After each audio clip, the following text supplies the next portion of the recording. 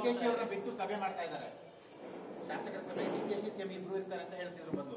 ಡಿಕೆಶಿ ಅವರು ಆಹ್ವಾನ ಮಾಡೋದಿಲ್ಲ, ಸಿಎಂ ಮಾತ್ರ ಸಭೆ ಮಾಡ್ತಾ ಇದ್ದಾರೆ. ಮುಖ್ಯಮಂತ್ರಿಗಳು ಉಪಮುಖ್ಯಮಂತ್ರಿಗಳ ನಡುವೆ ಇವತ್ತೇನು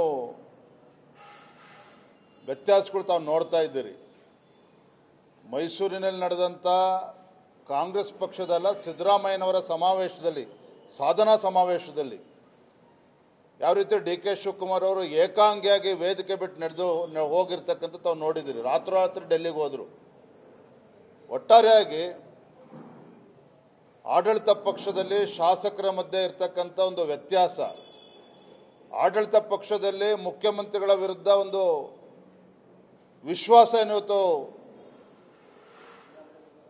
ಕಳೆದೋಗಿದೆ. ಮುಖ್ಯಮಂತ್ರಿಗಳು ಕೂಡ ವಿಚಲಿತರಾಗಿ ಮತ್ತೆ ಶಾಸಕರನ್ನು ವಿಶ್ವಾಸಕ್ಕೆ ತೆಗೆದುಕೊಳ್ತಕ್ಕಂಥ ಪ್ರಯತ್ನ ಮಾಡ್ತಾ ಇದ್ದಾರೆ. 50 ಕೋಟಿ ರೂಪಾಯಿ ಅನುದಾನ ಎಲ್ಲಿ ಬಿಡುಗಡೆ ಮಾಡಿದ್ದಾರೆ ಸ್ವಾಮಿ? ಸಿದ್ದರಾಮಯ್ಯನವ್ರ ಹೇಳಿಕೆ ಕೇಳಿ ಆಗಲೇ ಒಂದು ವಾರ ಕಳೀತಾ ಬಂತು. ಇವತ್ತಿಗೂ ಕೂಡ 50 ಕೋಟಿ ರೂಪಾಯಿ ಎಲ್ಲೂ ಕೂಡ ಯಾವುದೇ ಆಡಳಿತ ಪಕ್ಷ ಶಾಸಕರಿಗೆ 50 ಕೋಟಿ ರಿಲೀಸ್ ಆಗಿಲ್ಲ. ಇನ್ನು ವಿರೋಧ ಪಕ್ಷದವ್ರಿಗೆ 25 ಕೋಟಿ ಅಂತೇಳಿ ಊಹಾಪೋಗಳು, ಅದು ಕೂಡ ಯಾರಿಗೂ ಕೂಡ ಕೊಟ್ಟಿಲ್ಲ. ಒಟ್ಟಾರೆಯಾಗಿ ಮುಂದಿನ ದೀಪಾವಳಿ ಧಮಾಕ ಕರ್ನಾಟಕದಲ್ಲಿ ಆಗ್ತಕ್ಕಂಥದ್ದು ಸತ್ಯ. ನಾವು ಭಾಳ ದಿನಗಳಿಂದ ಹೇಳ್ತಾ ಇದ್ದೀವಿ, ನೀವು BJP ಕೆಲಸ ಇಲ್ಲ ಅಂತ ನಿಮ್ಗೆ ಅನ್ನಿಸ್ಬೋದು ಮಾಧ್ಯಮದ ಸ್ನೇಹಿತರಿಗೆ.